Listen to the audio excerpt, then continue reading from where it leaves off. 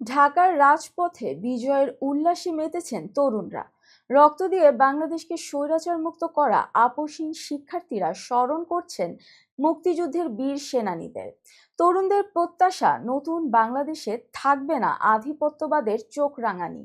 সোমবার রাজধানীর পথে পথে দেখা যায় ছোট বড়দের হাতে জাতীয় পতাকা, কণ্ঠে স্লোগান। স্বৈরাচার মুক্ত বাংলাদেশে তরুণদের স্বতঃস্ফূর্ত অংশগ্রহণও বহুদিন দেখেনি কেউ। মাস কয়েক আগেই রক্ত দিয়ে স্বৈরাচার হটিয়েছেন তরুণরা। এবার বিজয় দিবস উদযাপনে বৈষম্য বিরোধী ছাত্র আন্দোলনের বিজয় র্যালি নজর কেড়েছে নগরবাসীর।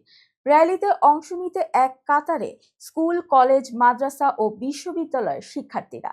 তরুণরা বলছেন, গত 15 বছর বিজয়ের স্বাদ পায়নি সাধারণ মানুষ।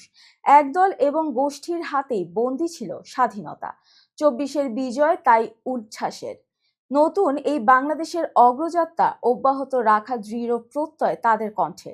বৈষম্য বিরোধী ছাত্র আন্দোলনের আহ্বায়ক হাসনাত আব্দুল্লাহ বলেছেন, স্বাধীনতার পূর্ণ অধিকার ফিরিয়ে দেয়াই এবারের বিজয় দিবসের শপথ। তিনি বলেন, আমরা স্বাধীনতার পূর্ণ দখলদারিত্ব চাই, যাতে পরবর্তী বাংলাদেশ হবে শুধুই বাংলাদেশের। সেখানে ভারত বা কোনো বিদেশি আগ্রাসন বা অখণ্ডতার প্রতি হুমকি হওয়ার মতো কোনো ব্যাপার থাকবে না। বাংলাদেশ নিজের ভূখণ্ডে একটি কমিউনিটি হয়ে উঠবে এবং আন্তর্জাতিক ভূখণ্ডে একটি সিভিলাইজেশন হয়ে উঠবে। শুধু রাজধানী নয়, বিজয় দিবসে সারা দেশেই নানা কর্মসূচি পালন করছে বৈষম্য বিরোধী ছাত্র আন্দোলন।